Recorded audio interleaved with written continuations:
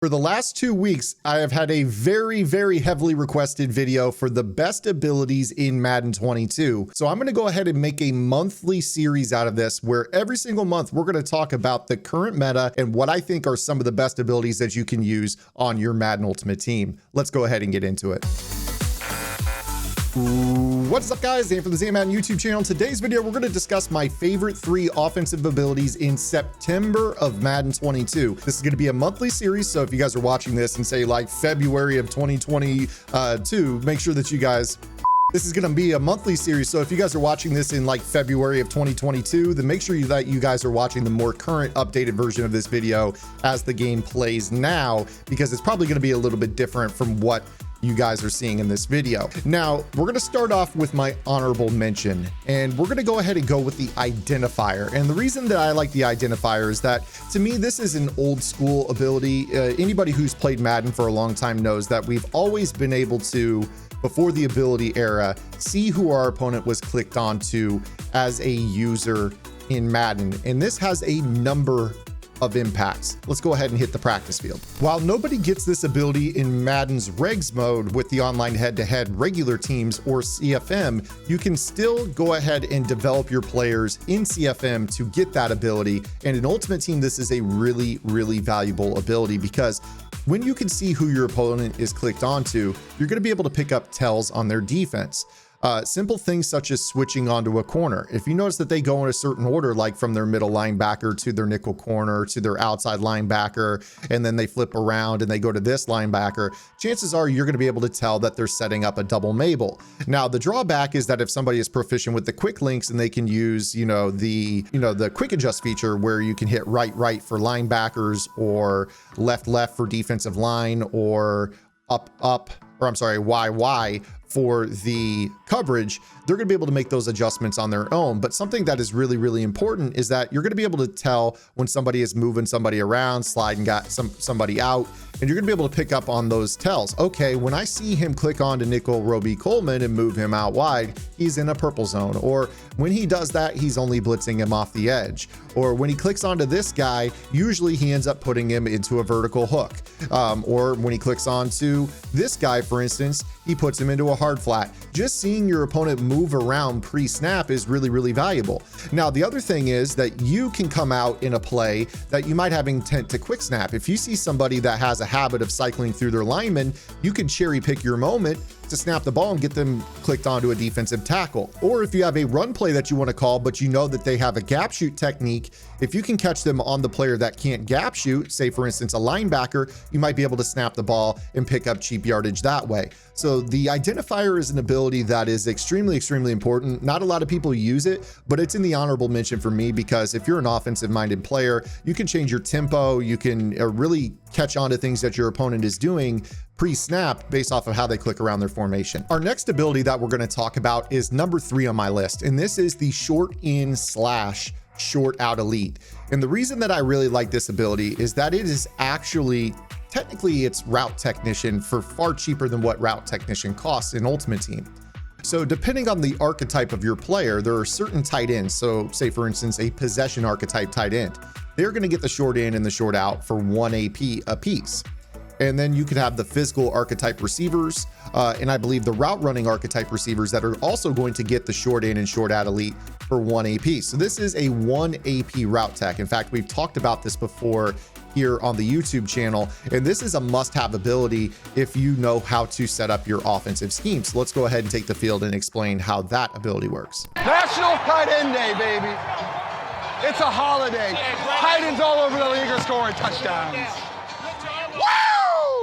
So here we are on the practice field. I am in the San Francisco 49ers offensive playbook, and I'm going to show you how the short in and short out elite work with George Kittle. So if you know that you're getting any type of man coverage, this is a really valuable ability to have, because you're going to be able to know that he's going to roast man coverage like route tech. Also, this ability gives you aggressive catch over the middle if you have short in, and it's going to give you aggressive catch on short outbreaking routes. So you could throw those routes if you have body positioning on curls or hitches and things like that. But we're going to focus primarily on the man beating aspect of this here. So I'm going to call a simple nickel coverage. And let's just go ahead and say cover 1 Let's go ahead and just call a regular cover one spy. I don't want to call press coverage here because I want to show this ability.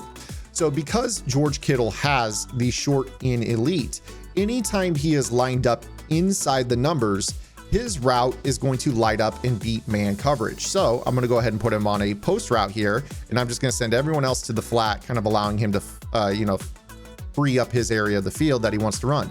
You're see right here, he's going to light up and he's going to get separation on this route like it's route tech. This is an ability that's going to allow you to use inferior, or not necessarily inferior, but slower receivers. Again, I talk about that physical archetype where you can have a bigger bodied receiver like say a Roy Williams or a Brandon Marshall and Mutt currently, and be able to get separation against faster defensive backs. Now, the misconception around this ability is that short in only works on short in breaking routes. The truth is that it works and lights up on any route that is going to break inside the numbers. So you're going to notice that he's going to be able to run his routes. Say, for instance, I'm going to go ahead and put him on a corner route. The short in is going to light up on this ability or on this route to get him separation running to the outside. So he's going to be able to create that separation with that ability on any route. It could be an out-breaking route. As long as it's inside the numbers, the short in is going to fire like it's a route technician. Now, believe it or not, short out elite also works the same way on the outside, but it actually works with deeper routes. And this is really, really crazy. So I'm going to go ahead and sub in Kittle on the outside receiver spot. He also has the route apprentice, which allows him to get extra routes at any spot on the field. And I'm going to call, let me go ahead and call just a regular cover two here. So let's say just cover two man. And I'm going to go ahead and put Kittle on a skinny post, and he is lined up outside the numbers. And this is definitely not a short outbreaking route. It is a route that is outside the numbers, but it's considered by most players to be a deeper route, right? So what I'm going to go ahead and do here is let's go ahead and just snap the ball. He's going to work off a press here, and then he should light up. You see how he lights up and gets separation? And this is going to be a way that you could basically have a receiver anywhere on the field. If you have short in and short out on them, they're going to light up like it's route tech. Think of it from this perspective. If you have a physical archetype receiver with a short in and a short out, that's 2 AP, as opposed to spending the 3 AP for the route technician.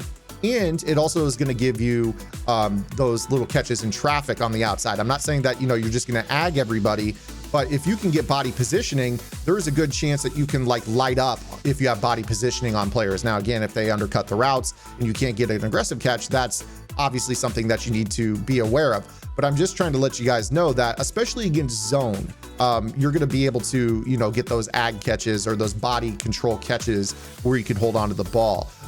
Again, it's just going to give you a little bit of an added ability to hold on to the ball in traffic, especially if it's fourth down and short, and you put a short in elite on a hitch route. If a guy's on his back, he's still going to hold on to it, provided that there's no interception animation where they just cut the route off.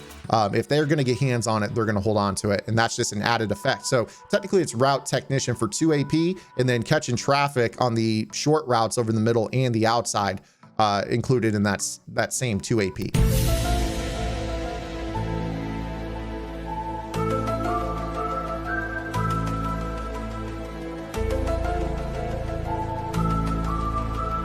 My number 2 ability is going to be a velocity ability of some sort. So that's either going to be the set feet lead or the gunslinger. Now, in Ultimate Team, no player gets gunslinger quite yet. There are a number of quarterbacks that do get set feet lead. In fact, every single player in the MCS kickoff tournament in the final 8 was using Daniel Jones' MUT card with set feet lead.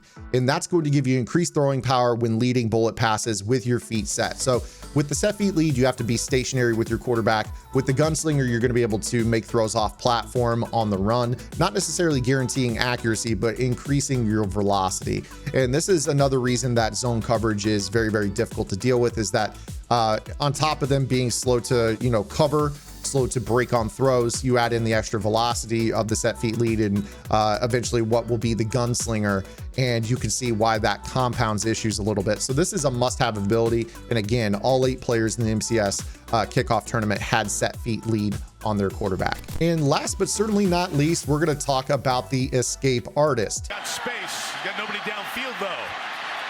Making it up. Cue the circus music. Wilson throwing for Baldwin. Oh my goodness, he caught it. Now, while I just mentioned that all 8 finalists in the MCS kickoff tournament were using Daniel Jones with the set feet elite, you're also going to notice that there is the escape artist now in Madden Ultimate Team in the form of Vince Young, as well as others that will be, coming very, very short order in Madden Ultimate Team. And even though those players weren't using the escape artist on Daniel Jones is already really fast. When you make the quarterbacks faster, you're going to notice that they play at such a crazy rate behind the line of scrimmage that it makes, again, containing, which is already tough to do against non-escape artist quarterbacks, almost impossible on the field. So I'm going to go ahead and show you this here on the practice field. So here we are with the Buffalo Bills, Josh Allen. In regs, there's a number of quarterbacks that get the escape artists, such as Kyler Murray, Russell Wilson, Patrick Mahomes, Lamar Jackson. Those quarterbacks get an increased speed behind the line of scrimmage, and it makes their rollout ability so incredibly dangerous. You can just run away, kind of roll out, throw your corners. We've all talked about this on the channel multiple times over the last few years, is that rolling out and throwing corners is one of the top offensive strategies every single year. So you see right here against a regular base rush, we just roll out and then chuck the corner right there. Heck of a play by Gilmore, but there are certain corners that get over the top of cloud flats. This is not necessarily one of them, but it is, a strategy that is widely used. And again, the problem is you could just basically roll out and throw that ball back behind him, right? So what ends up happening now is when your opponent gets tired of this, naturally their first inclination is going to be QB contain. And the issue with that is that you can oftentimes still double team a QB contain and even still be able to roll out and still get outside, and see how I just run and get away from him. So it's like contains end up being a real problem because they don't really pursue the quarterback all that well. If I were to go into this and kind of show you here, Josh Allen is a pretty good and athletic guy. He's 86 speed, but you're not going to really see, even with speedy contain players, too much of an effect of the contain on these guys. Matthew Judon comes in at 80 speed.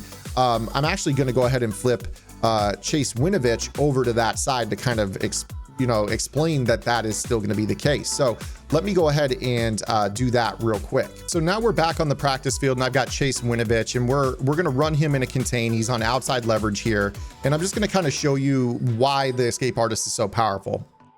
It won't really be a situation where if he has outside leverage and he's one-on-one with a tackle, then he's going to be able to, he'll be able to stop that, is what I'm saying, for the most part, as long as you have a decent athlete at this spot. Where it becomes really painful is when you start to put a tight end on the field on a delay, and then you double team, and you're going to be able to just kind of roll out anyways against that contain logic, and he gets sealed, right? And now you're making this throw on the run for a one-play score behind, that wheel route, or based on the cover 2 right there, we're throwing the wheel route. So for instance, this is why you see this being the top offensive meta every year, is because of the ability to kind of just go ahead and do this max protect rollout style offense, where you can make, the double team on that contain, go ahead and throw this delay fade. If you get a double team on him, great. And it looked like he fumbled the ball right there. But if you can't get a double team on that guy, you just release the tight end and throw it to him really quickly. Otherwise, you will just, try to shift your line towards Winovich, slap a double team on him, put that delay fade on the field, and then try to, roll out and make that play. You see right here, we seal him to the inside by the simple virtue of putting that double team on him.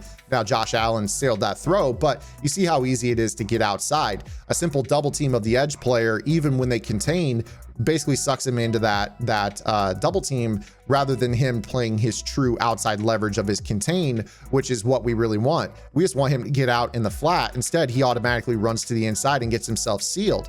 If you're playing a contain on this side, you're going to end up wanting to have him really engage the tight end, which is what you saw in the previous example. But the simple fact that the offense technically controls what your contain is doing is what makes the escape artist even more powerful, in my opinion, because it doesn't matter if you want to put, Winovich in a contain, or even if you want to slide him out here into this spot, get him in certain formations to stand out there. If I put my tight end on the delay fade, slide protect towards him and say double team him, he's going to run right to the inside and get sealed. And now that contain is completely useless and you're throwing your delay fade over the middle, or, you know, throwing your rollout corner, or, you know, finding the areas of the field that are wide open. So you can see why the escape artist is so powerful, on top of the fact that the escape artist also serves as a massive RPO boost. So you guys know how they just took a swing at the RPOs. If you guys go into a lot of those RPO style plays, in particular, those peak style plays where they made the defense automatically shed, now with an escape artist behind it, that automatic shed really doesn't matter. You could just run right by those guys. And, you know, what EA did to try to fix those RPOs in this most recent title update doesn't really matter. You know, if I have a non-escape artist on this RPO keeper and I just try to scramble, you know, that's fine. You know, that auto shed will work. But with the escape artist, I'm going to run right by those guys, because it doesn't matter if it looks like they just get the inside stuff animations where they just shed. I can run around those with the escape artist and turn any of these RPO plays into, you know, quarterback design runs for massive yards. So this is a really good ability. Even though the top players aren't using it, I think once, you know, there's more and more escape artists out there that also get set feet lead, you're going to see everybody running escape artist plus, you know, set feet lead on their quarterbacks. But for right now, it's not necessarily a must, but it will be within the next few weeks once there's more quarterbacks available that are going to get those abilities. So you guys, that is today's video. That is this month's update for the best offensive abilities, my top 3 and an honorable mention. I hope you guys enjoyed the video. If you did, make sure to give it a like. Also, make sure that you guys subscribe to the channel, hit that notification bell so you don't miss any of the uploads coming your way here on the Zan Madden YouTube channel. And if you guys want more tips on how to use these abilities to their best ability possible, pun intended, make sure you guys go check out my strategy website, gridirongameplans.gg. Gridiron Game Plans is your one-stop source for all things competitive Madden. Every week in our Vault Update, we take a look at the meta, or the most effective tactics available being used by pro players on the MCS circuit, breaking down not only how and why the pros do what they do, but most importantly, how you can counter those metas when you face them in online gameplay. On top of that, your subscription also includes any and every offensive and defensive game plan released on the website while your subscription is active. We've already released 3 early on in Madden 22, 2 on the offensive side of the ball, and my nickel triple on the defensive side of the ball. And your membership also includes Discord access for just $9.95 a month. Or if you guys sign up for a full year, you can save 2 months absolutely free off the top of your order. So hopefully I'll see you guys on Gridiron. If not, we'll see you guys right back here tomorrow with our next video upload. Until then, this is Zan. Get in the lab and good luck.